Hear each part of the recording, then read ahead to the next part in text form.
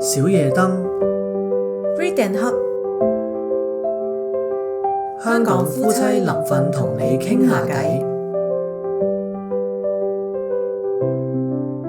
Hello， 大家好，歡迎收聽新一集嘅小夜燈 Read and Hub， 我係 Hugo， 我係 Rebecca。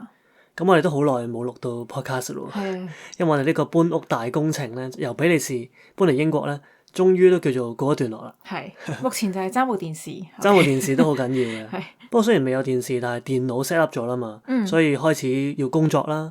同時我哋都可以錄翻下 podcast。咁我哋喺英國嘅生活啊，之後可能可以再同大家分享啦。睇下有冇咩文化衝擊啊，唔適應啊，唔中意啊。我諗實有嘅。係。咁但係咧，我哋最近咧又俾一樣嘢咧，就係即係 trigger 到啊，想錄下 podcast 喎。係。咁就係最近聽到咧，韓國有一單嘅 case 咧，就係好熱烈啦，大家討論得，就係關於呢個即係金秀賢，來自星星的我係咪？以我認知，來自星星的你啊，來自星星的你添，我係冇睇嘅，係啦。人哋最新嗰個係女之女王啊，嗰套我就有睇喎，係。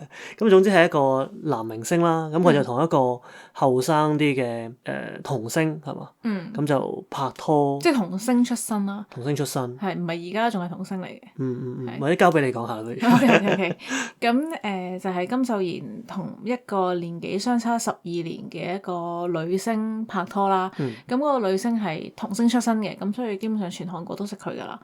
咁佢哋而家暫時揭露出嚟嘅資料就係講話個女仔咧應該係15歲嘅時候就開始同呢個當時27歲嘅金秀賢拍拖，咁拍咗6年拖。係，咁都相差幾大嘅。係啦。所以而家爆出嚟，咁其實個女明星咧已經自殺過身㗎啦。咁而家就係爆翻出嚟，就係話其實佢哋係咁早拍拖，同埋拍咗咁耐嘅。咁因為其實嗰個女明星在生嘅時候咧，其實都有 upload 過一張佢哋即係睇落相當親密嘅相。咁但係嗰陣時金秀賢咧就發表聲明話係否認佢哋兩個係拍過拖，跟住就唔知道個女明星嘅用意係乜嘢咁樣。OK。係啦，咁而家就即係慢慢多啲資料。咁最新我哋今日錄製嘅 update 咧，就係金秀賢發表咗聲明，就係終於承認咗拍拖啦。咁但係就話係喺個女仔成年之後先拍拖嘅，所以就冇同未成年嘅人交往。係，我諗即係呢一個 case 就好複雜啦，又仲係進展當中啦。我哋就唔好 focus 喺呢一件事上面去講。但係我覺得勾起咗我哋一個興趣嘅咧，就係即係成年人對未成年人，佢哋嗰個追求啦，或者拍拖啦，好似都惹起咗一啲社會嘅爭議，或者大家會討論究竟 O 唔 OK 嘅咧？係可能相差10幾年咁樣，可能即係成年人嘅話之間就大家嗰個相差會覺得細啲，即係可能都係相差10年，你40歲同50歲，咁唔係好大啦。咁但係你10歲20歲爭好遠嘅喎，咁樣咁究竟係即係 O 唔 OK 嘅咧？法律上、道德上或者各樣嘢咁樣。係啊，所以即係正係因為呢一樣嘢係有一個爭議嘅地方啦，咁所以金秀賢嗰個聲明先至會特別強調，一齊嘅時候女方已經成年啦，係啊，即係佢唔再係好似之前咁全面否認同過呢個女明星拍拖，而係講話我哋拍拖嘅時候咧，佢已經成年咗㗎啦。咁似乎佢自己都即係有一個awareness。係啦，佢自己都知道就係同未成年同埋成年咧，可能相差就係1年或者相差1日，但係其實咧都係有一個差距喺度。咁你點樣睇咧？其實你覺得即係同未成年人拍拖有冇問題嘅先？老實講咧，我對於呢一件事咧，唔係話好有 feel 嘅，即係我唔係有好大嘅感覺或者成，因為你睇網上面啲人討論嘅時候咧，有啲人係好嬲噶嘛。係啊，嬲嘅位係即係話佢戀童啊咁樣噶嘛，直情係。係啦，直情話佢戀童癖啊，又或者覺得啊咁樣真係好嘔心啊，即係金秀賢呢個男人咁樣。咁我又其實老實講冇呢個感覺嘅，係啦，即係。我唔排除，因為金秀賢本身嘅人嘅樣係點樣啦。咁我係關事嘅。我唔知，我好難講，因為都有人即係喺網上又舉其他例子出嚟，留言話今日係金秀賢就話啫，如果今日嗰個曾志偉咁，大家就全面即係都會鬧㗎啦。我見到另一句係話，如果係即係車人優嘅話咧，咁就點啦咁樣。係啦之類啦，即係假如你今日係車人優，因為車人優而家好似係27歲。OK。因為假如你係15歲嘅妹妹，車人優咁嘅樣嚟追你，你會唔會同佢一齊？會唔會受咧？咁樣係咁樣。咁所以即係對比起網上面有好多人覺得好嬲啊，好睇唔過眼啊，我其實老實講冇乜好大嘅感覺。係啦，即係我唔知關唔關金淑賢個樣事，定係本身嗰種年齡嘅差距喺我眼中有冇咁重要咧？係。我覺得好似未必。我覺得都係有一個即係程度上嘅差異喺度嘅，即係如果你話今日個女仔或者即係其中一方啦，係5歲、係8歲、係10歲，同埋佢話佢係即係可能15歲，我覺得係有分別嘅件事，因為我見到有啲即係定義上面啦，戀童其實可能講緊13歲或以下，即係講緊兒童，即係青少年可能係有少少唔同嘅咁樣。咁當然呢一個即係如果唔係講緊犯法嘅話咧，咁其實嗰條界線咧就唔係好清楚嘅啫。有啲人接受，有啲人唔接受，咁呢個好個人啦，我覺得呢件事。咁但係即係嗰個位就係，我會諗翻，咦，其實15歲、14歲拍拖呢一件事係一回咩事咧？咁樣即係如果我哋翻去嗰個時代嘅自己，有一個年紀大啲嘅人嚟追求。咁我哋又會點樣去想像呢一件事咧？咁樣咁如果翻去嗰陣時嘅自己啦，咁對我哋兩個嚟講都有啲久遠呢件事。即係我哋可以想像下，就係追求翻嗰陣時嘅自己，或者追求嗰陣時嘅你咁樣。Oh my god！完全諗唔到點解會對嗰陣時嘅我有興趣。不過我會覺得，就算翻去嗰陣時嘅我，即係老實講，15、6歲肯定已經係對拍拖啊呢啲有興趣嘅年紀嚟㗎啦。係有興趣嘅年紀。係。我拍緊㗎啦。我望咗嘛。Okay. 即係如果你話中意同學或者有冇中意人啊咁樣，其實係更加細個已經開始有呢個諗法。咁所以我係覺得你話15歲拍拖，講真，電視劇都有播啦，即係14歲之媽媽咁嗰啲。15歲做得阿媽㗎啦，其實。係啊。咁所以我會覺得你話15歲拍拖係咪一個好出奇嘅事？我覺得唔係嘅。咁所以我見其他人討論，即係好嬲嗰啲人都係講話唔係15歲拍拖嘅問題，而係在於你作為一個成年人，仲係已經27歲嘅人，係唔應該向一個15歲嘅細路 approach 嘅。OK，因為咧我自己嘅諗法咧就係假設我哋大家對於未成年拍拖，起碼即係咧我話中意人，可能你13、14歲中意人冇問題啦，15、6歲拍拖。17、18歲拍拖完全冇問題啦，我哋當呢個係一個共識先啦。如果係咁樣睇嘅話咧，就係一個人佢已經有拍拖嘅能力，可以選擇配偶嘅能力，佢已經有啦。我哋假定佢有啦。咁佢可唔可以選擇一個年紀大啲嘅人咧？即係呢個係咪佢嘅選擇之一咧？對我嚟講咧，我覺得係一係咧你就唔相信佢係有權力選擇嘅，即係好似。你話飲酒或者揸車咁樣，你喺個年紀之前咧，你係唔相信佢有能力做到呢件事，咁就大家都即係劃一唔俾做。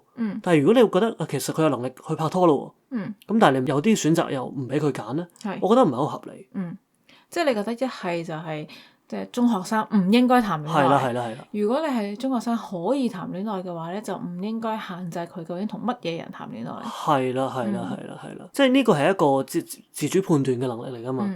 雖然有好多人當然會講，即係可能係年紀大啲，佢會見識多啲啊，有錢啲啊，或者可能佢會識操控你啊，即係呢一種嘅講法係有。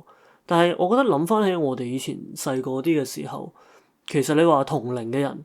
有冇啲人係識得操控人多啲？社交叻啲，講嘢叻啲，有錢啲，實有啊，其實大把啦，係啦，人人都有差異噶嘛。咁就係呢一個差異，究竟係唔係年紀大係一個即係決定性嘅因素，令到佢哋拍拖都唔可以咁樣咧？我覺得係回顧翻嗰陣時嘅自己啦，咁我就冇你咁早拍拖嘅，早少少啫。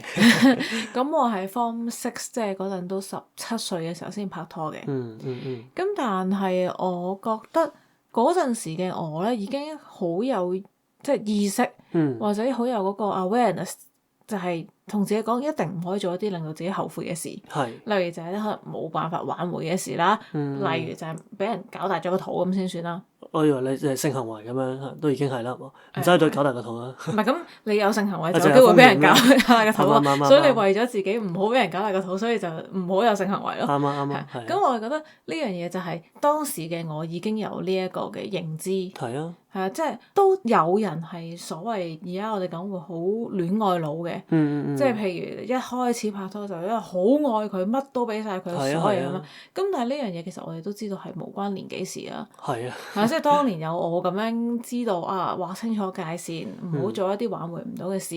亦都有人係去到30幾40歲都係一拍拖就即刻去白痴咁樣都有。要生要死咁樣。係啦，所以我覺得有同年齡可能係冇關係嘅。咁你頭先講話，即係一係就俾拍拖，即係或者認同中學生其實都可以有拍拖嘅自由。係啊。一係就係冇，所有人都唔可以，不論係乜嘢人都好，不論係同你同年又好，細過你又好，大過你又好，總之就係唔俾拍拖咁樣。咁我係覺得呢個位我都認同嘅，即係你條線點樣畫咧？中學生可以拍拖，但係你只可以同中學生拍拖，定係點樣咧？即係其實呢條線係好難畫到嘅喎。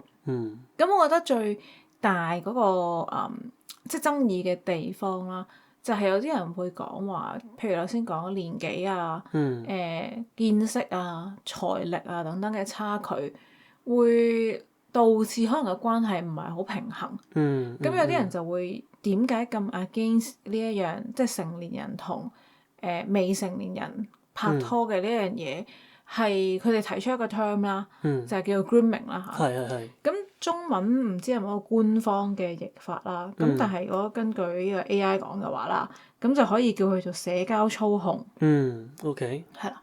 咁簡單講係咩嚟啊？咁其實主要就係講緊兩個人之間，一個係所謂權力大啲嘅。咁不論佢係年紀又好，佢嘅財力又好，甚至乎其實仲有好多嘅。包括係幾識得迎合對方，即係可能係啲性格或者啲社交技巧嚟嘅。係啦，其實都包含喺入邊嘅，即係包含過所謂權力當中嘅。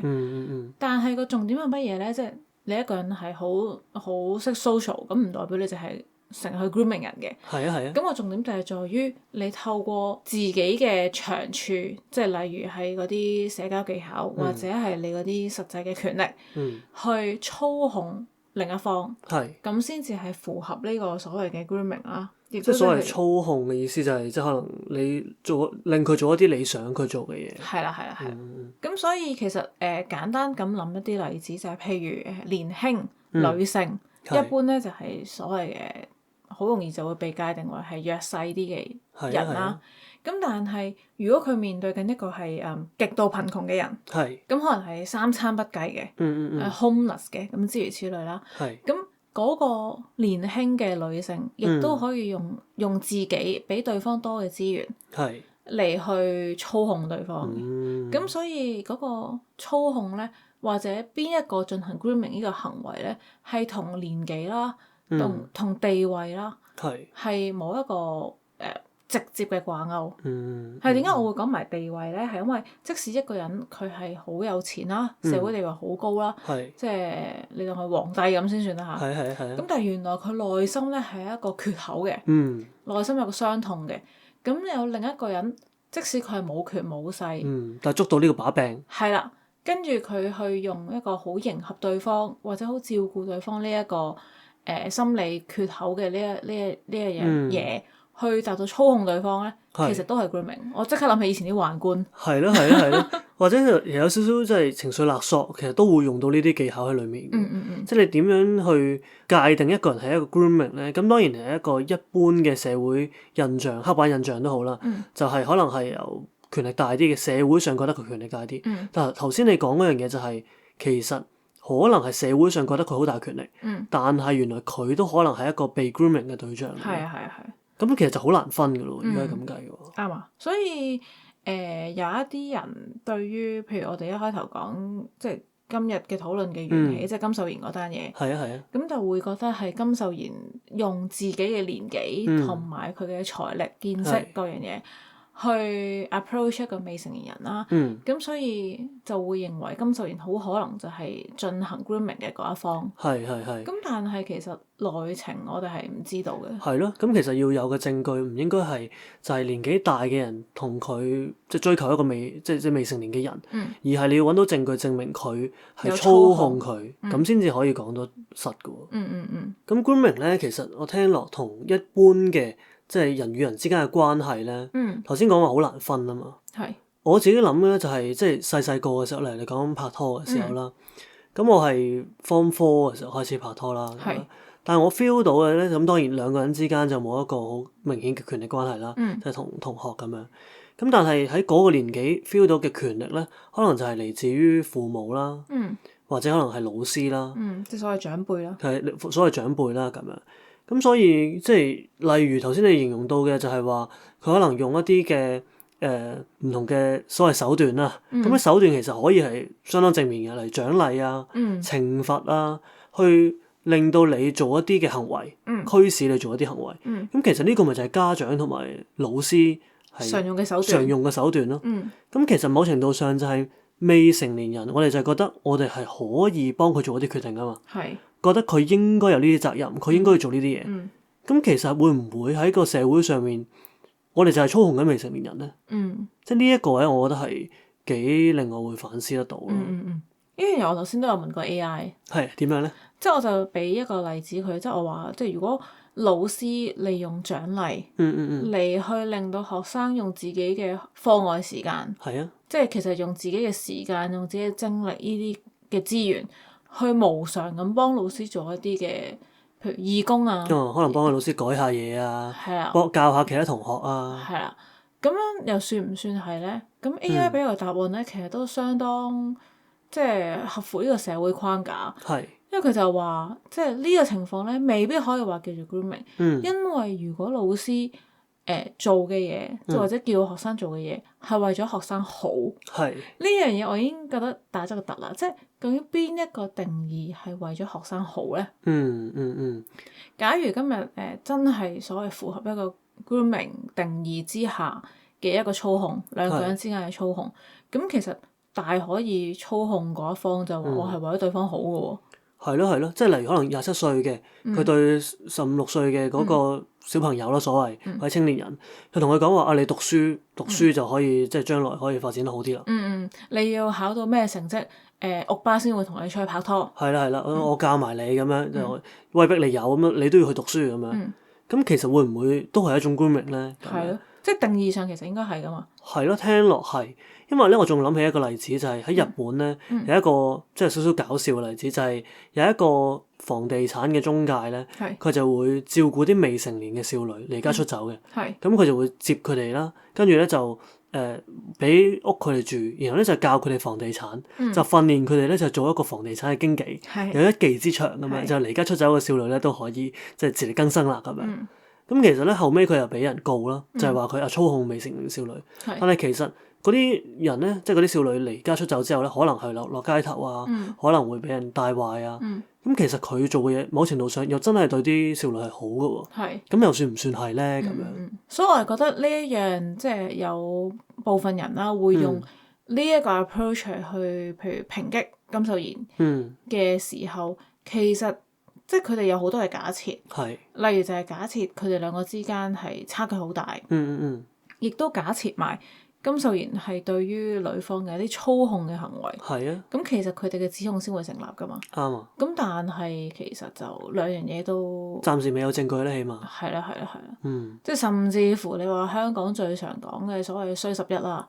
即係與呢個未成年少女發生性行為。呢樣嘢其實都係冇證據噶嘛。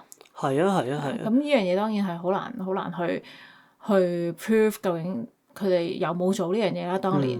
咁但係即係其實 so far 暫時都係冇證據證明金秀賢有做一啲好違反法律或者道德嘅行為。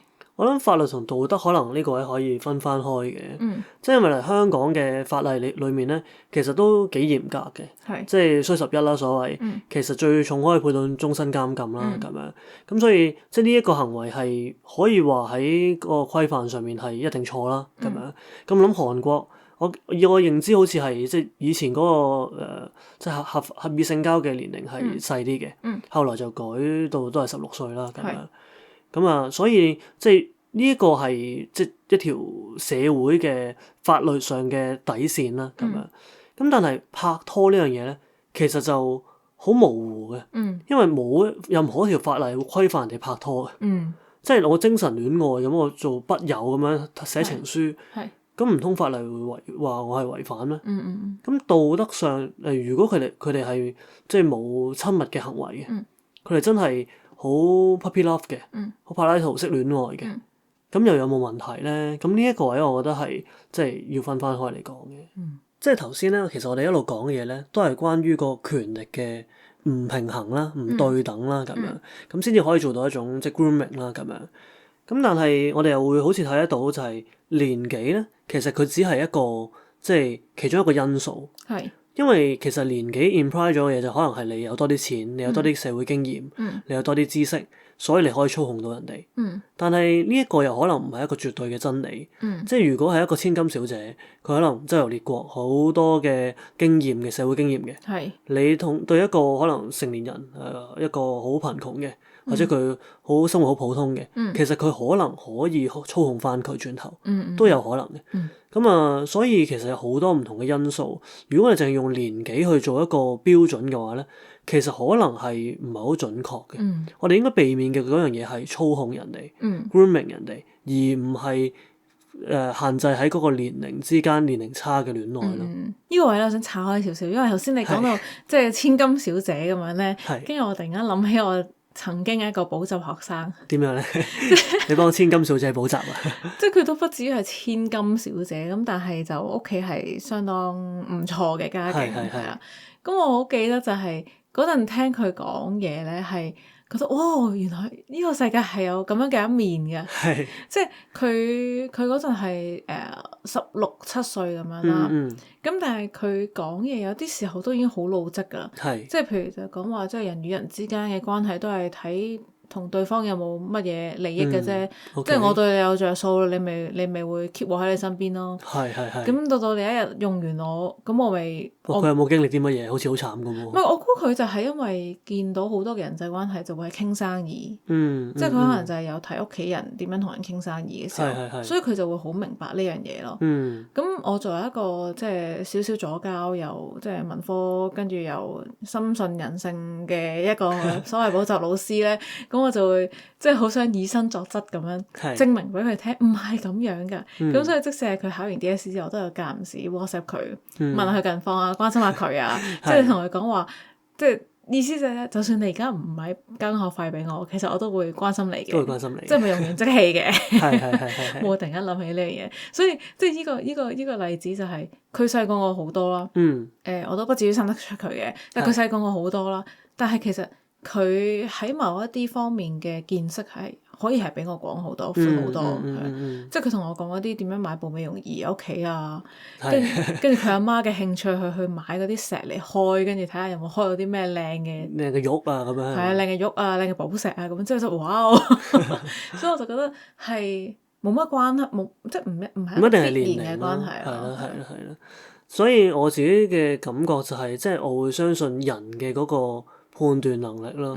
即係每個人都係一個獨立嘅個體，然後我哋如果覺得佢係一個可以為自己負擔責任、承擔責任嘅人，咁其實我哋就睇下佢點樣判斷。咁呢個可能會比較重要啲。而如果佢真係有人係操控佢，用一啲佢嘅弱點去操控佢嘅話咧，我哋就針對呢樣嘢去批評。咁但係當我哋講到即係未成年啦、中學生啊嘅時候咧，咁仲有講埋嗰啲咩權力啊咁樣，咁我就諗起係學校入邊嘅另一個禁忌啊，就係呢個師生戀。咁你又點睇師生戀咧？師生戀我覺得又同即係頭先講年齡差嘅戀愛係有啲唔同嘅，因為嗰個權力關係係好直接嘅。即係如果佢係老師，佢可以即係改你嘅分數啊，或者批改你嘅作業啊，提供一啲幫助俾你啊。咁而喺學生階段，其實呢樣嘢即係讀書就可能已經係你生活嘅大部分，甚至乎係接近全部嘅。咁把握嗰個權力，我覺得就太大，所以我就會覺得師生戀係唔係太 OK 嘅。起碼係當下係唔 OK 咯。但係即係雖然可能有啲人會覺得我咁樣係有種詭辯嘅諗法啦。但我會覺得你頭先講嘅嗰樣嘢，其實即係個重點係在於老師就係掌握咁大權力咯。我今日可以唔係師生戀，純粹我睇你唔順眼。例如可能係即係。當年其實都有聽到啦，即係社運期間，咁有啲老師可能同學生政治立場唔同，咁喺學業上就針對啲學生，其實都係會有出現，甚至乎唔需要一個特別嘅原因，可以係個老師純粹睇你唔順眼，就喺學業上啄住你。我估過去我哋學校入邊都唔多唔少有見證過呢啲嘢，即係譬如可能有某一啲嘅同學，特別係譬如訓導老師嘅一啲嘅目標人物嚟嘅，即係可能其他人就行過就算㗎啦。咁特別係嗰幾個同學咧，每一次經過嘅時候就會由頭 scan 到落尾，啲群咧真係攞把尺出嚟度嘅，即係其他人可能真係目測差唔多就俾你過咁樣。咁我就會覺得，咦咁其實師生戀當然你話係多咗一個原因去令到老師可以咁樣使用自己嘅權力，即係譬如我同你今日嗌交，咁我就今日 fail 你份 test 咁樣，即係一種好大嘅偏心咁樣。係啦，咁但係我會覺得個問題歸結於本身老師就係手握咁大權力咯，而佢唔好好咁運用自己嘅權力，呢樣嘢係有問題。係佢嘅失德㗎嘛。係咯，就唔一定係因為師生戀。但我覺得有少少唔同，可以分兩樣嘢嘅。我覺得，即係老師擁有權力，佢點樣去用咧，係一個層面。但係如果佢用呢個權力，即係佢唔係淨係運用呢一個權力，而佢利用呢個權力去介入埋學生嘅即係戀愛或者佢嘅私人嘅感情生活咧，我覺得係有啲唔同嘅。即係我話啊，我就係可以俾分，點樣俾都得㗎啦。因為我同你拍拖，所以我俾高啲分你。咁呢個係一種嘅即係權力嘅影響啦。另外調翻轉就係，如果你同我拍拖，我就會俾高分你。兩件事我覺得有啲唔同嘅。就我攞住高分呢樣嘢去逼你同我拍拖，甚至乎可能係有性行為。咁呢一個對於即係學生長遠嘅發展，可能身心靈嘅發展咧，我覺得個影響係大過就咁利用嗰個成績嘅操控咧，係大啲嘅。可能完全將後者撇除於所謂師生戀。即係我想象中嘅師生戀同一般嘅戀愛係一樣，係兩情相悅嗰種，而唔係俾人揸住唔係，即係即係而唔係俾人有個把柄係威脅，咁呢種我覺得係威脅，一種犯罪行為嚟。係嘅，就唔係一個戀咯。咁但係就係嗰個即係好難去界定，佢通常都唔會實啦，即係佢去明刀明槍咁樣就係我攞住個成績啊，你一定要同我拍拖。咁當然佢係一個猥褻嘅行為，甚至乎可能非禮強姦咁樣嘅行為啦。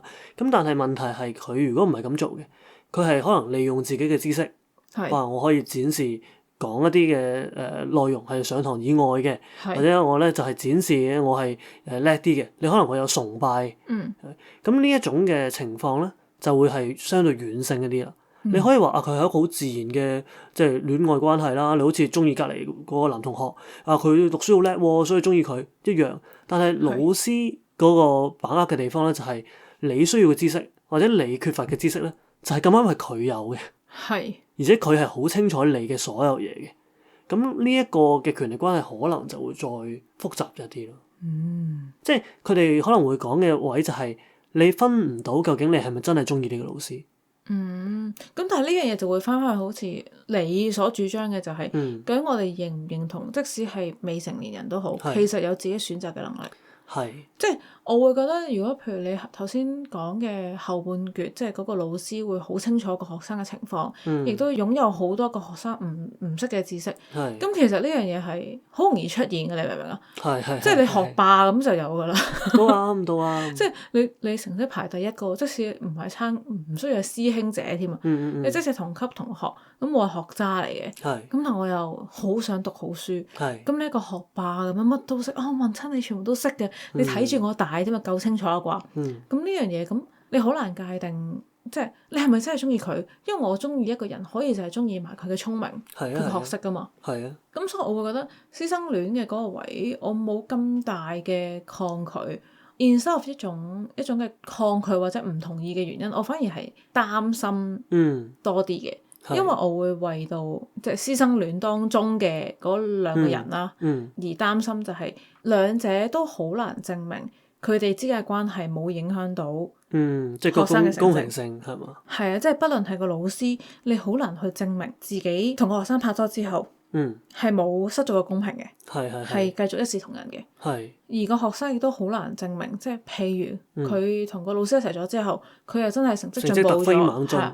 唔好話突飛猛進啦，甚至乎少少嘅進步，可能其他同學都已經會覺得，肯定佢額外時間喺度幫你啦，定係已經有話埋俾你聽啲題目啊，定你兩個其實一齊出㗎啲題目咁諸如此類。咁呢個位就好難去證明佢哋嘅清白。我反而係會覺得，即係為佢哋而擔心咯。所以你話如果，因為我記得我哋之前都討論過，如果唔係同一間學校嘅師生，有冇所謂咧？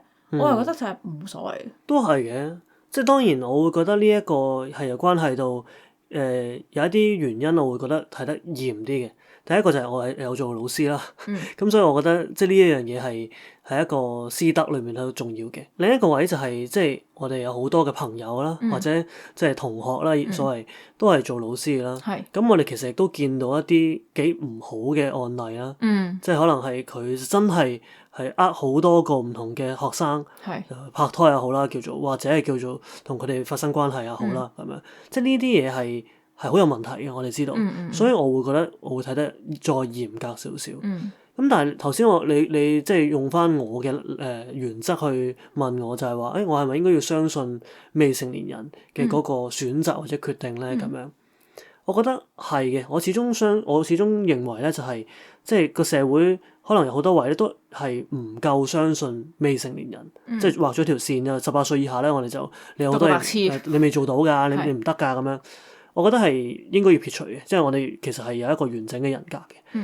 但係即係點解師生戀個問題大啲咧？係因為就係頭先我講，佢有太多因素同你嗰個生活貼合啦。咁你話其他人可能係其他嘅年紀大啲嘅人，或者其他有錢嘅人，其他點樣嘅人，佢哋都可以。但係即係近水樓台先得月嘅呢個原理啦，我自己覺得都係就係。如果你係真係佢嗰個老師，即係真係教緊嘅，我係覺得一定唔可以接受嘅。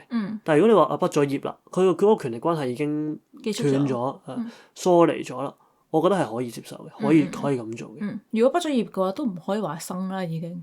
都唔係㗎，有啲人好嚴格㗎，即係一日為師啊，終身為父咁樣。救命！咩年代嘅？咪就係咯，畢咗業就係兩個 individual 嚟，我覺得係。係。